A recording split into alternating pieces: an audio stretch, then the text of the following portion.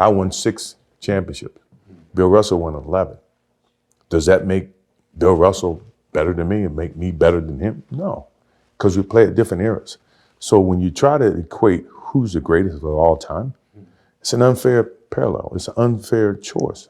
The Harris poll surveyed Americans to rank the most popular athletes, and you were voted number 1. If you ask 20 years from now, I'm pretty sure LeBron may beat me. I never played against Wilt Chamberlain. I never played against, Jerry West. To now say that, one's greater than the other is being a little bit, unfair. But for me, I think they're both great. I would never say one is greater than the other. And everybody says, oh, it was a failed opportunity to play baseball. It was the best thing that could have happened for me because it allowed me to go back to the game with a stronger passion. The love that these minor league baseball players have, making $1,500 a month, $1,500 a month, which is nothing, helped me put things in perspective to understand the platform that I was on in 93, that when I went back to it in 95 and 96, I appreciated it even greater. So when we won those championships and we went through those things mattered to me far greater than what I did in 91, 92, 93.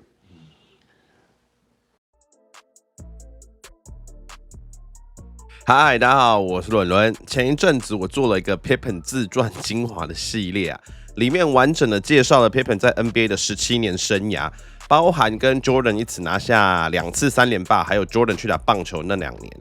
那其中有一段 Pippen 就提到 Jordan 95-96年赛季初，不管是精神或生理状态都非常的好，比第一次3连霸还好。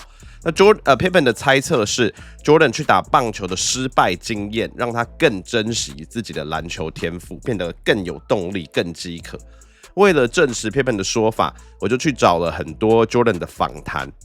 结果在一个2017年的访谈找到了大家开头看到的那段，他说因为打棒球的失败经验让他更珍惜篮球，所以他觉得第2次3连霸的意义对他而言比第1次更重大。那在这个访谈中 ，Jordan 还谈了很多其他的话题，他分享了他对 GOAT 之争的看法，爸爸跟妈妈小时候教他的人生道理，还有很多很多他自己领悟到的人生的智慧跟经验谈，这绝对是值得你看的一部影片，希望你会喜欢。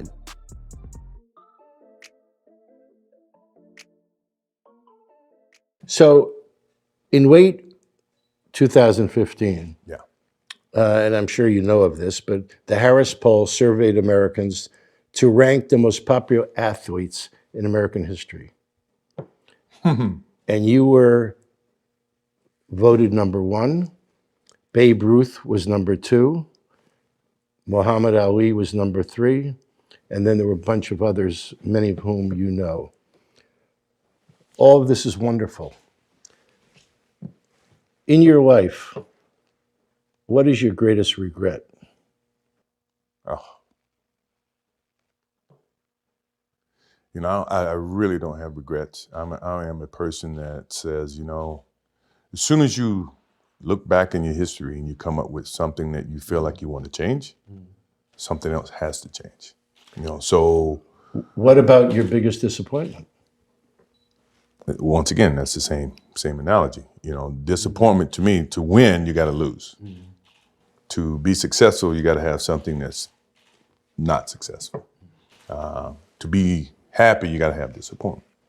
So I think all of those things have evolved and happened to make me who I am and understand the benefits and the privileges I have for being who I am, and not to wear it on my sleeve, be very humble about it. That's one thing my parents taught me very well is, don't wear your reputation, don't wear your accolades, don't wear your personality on your sleeve. Let it happen, let it be you. It is who you are. Don't hide from it, but don't wear it and rub it in people's faces. So, when you sit there and you say, well, in 1990 or 2005, they voted me as like the best or the most popular athlete, well, it's ironic that I'm the youngest of the 3. So in essence, it's all relevated on who is watching now. If you ask 20 years from now, I'm pretty sure LeBron may beat me. based on who's going to be making the voting. So I say that to understand that, it is what it is. I don't wear it. I don't showcase it. I don't rub it in other people's faces. Someone else's opinion. If you ask me, I can never give you an opinion about things like that because as an athlete, all you want to do is be the best athlete you can be. 好，访谈的前面主持人引述了2015的一项投票哦，他说 Jordan 是美国民众心目中最喜欢的运动员。当时在2017年他就说的，这种东西他不是看得太重啊，投票结果会随着投票的人组成而改变。等到从小看 LeBron 长大的人越来越多，变成社会主流 ，LeBron 的票就会越来越多。那这几年的情况好像确实也是这样。我个人的想法跟他差不多。谁是 GOAT 这种议题本来就很主观，会大幅受投票观众成长的时空背景影响，而且各年代的客观条件完全不同，所以我觉得真的是没什么好争的啊。那延续这个 GOAT 的议题，大家都知道 Jordan 非常热爱高尔夫嘛，高尔夫界也有类似的 GOAT 之争。一派支持的是现年86岁的活跃于70年代的 Jack Nicklaus， 他有史上最多的18次大满贯赛冠军。另一派支持的则是活跃于2000年代的现代球手 Tiger Woods 老虎伍兹，他有史上第2多的15次大满贯赛冠军。那主持人就从这个角度切入，让 Jordan 谈谈这两个人，再顺势转移到篮球的 GOAT 之争。I'll give a different analogy to that because first of all, you're never going to say who's the greatest of all time. To me, I think that's more for PR and more for selling stories and getting hype. Jack and Tiger never played against each other. They never played in the same tournament. They never played with the same equipment. They never played with the same, length of golf course. I never played against Will Chamberlain. I never played against, Jerry West. To now say that, one's greater than the other is being a little bit, unfair.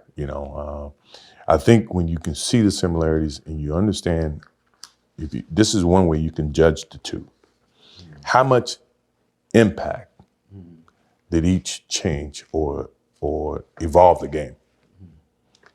Jack during his time when he played, but Tiger during his time. Yeah, Jack probably has 18 more majors, 18 majors, and Tiger's got 14. And I think those are when, that's how people are judging certain things. I won 6 championships. Bill Russell won 11. Does that make Bill Russell better than me and make me better than him? No, because we play at different eras.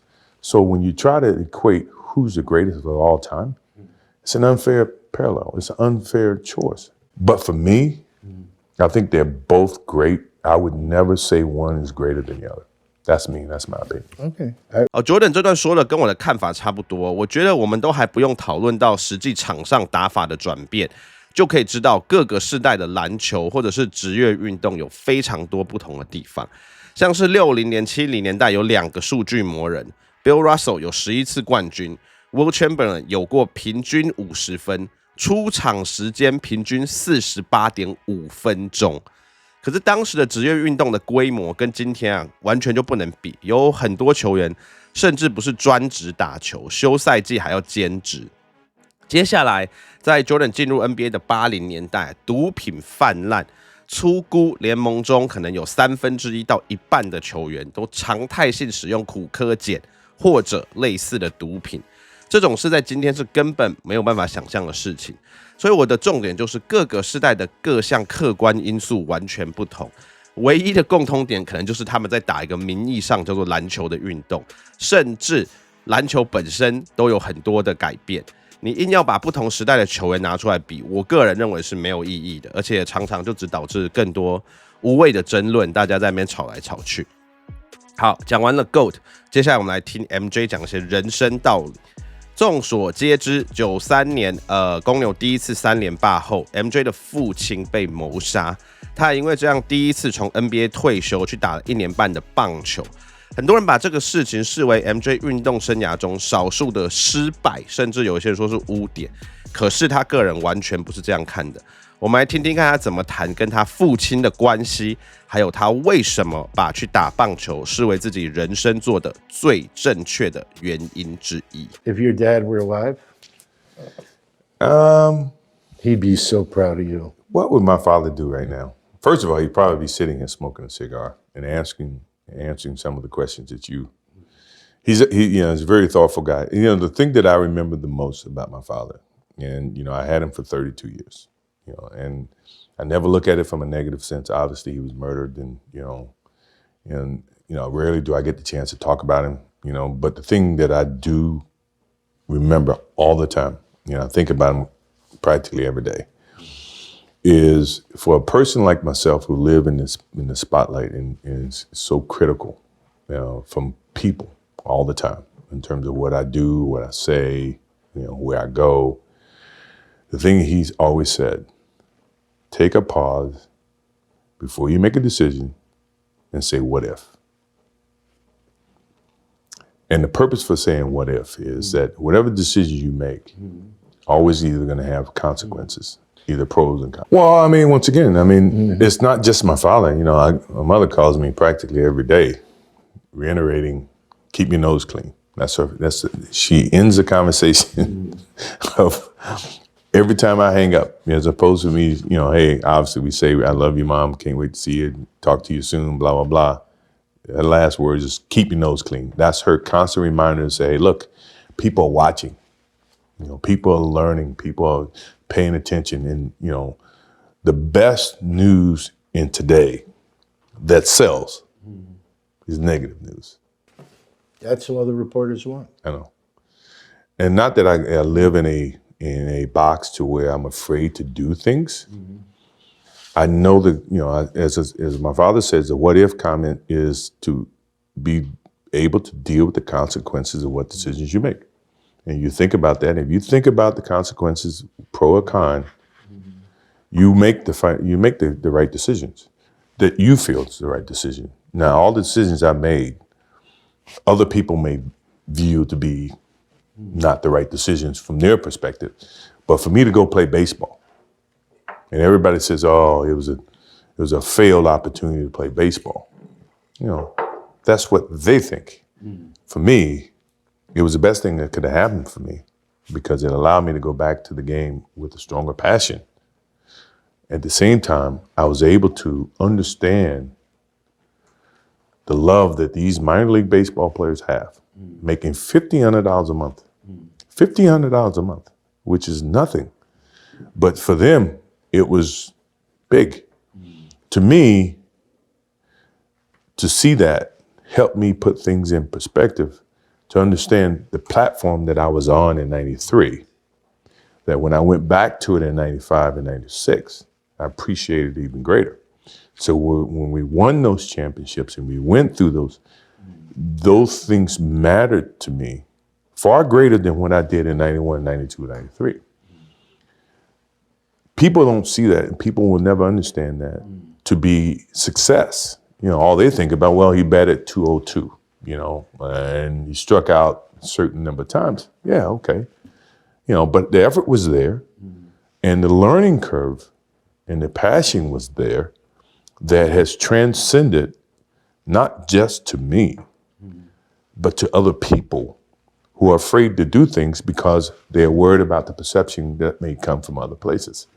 To me, that's more gratifying than anything, you know. So that's the things that my father and my mother instilled in me. Take a negative and turn it into a positive. Don't be afraid to fail. I know you're concentrating on the answers.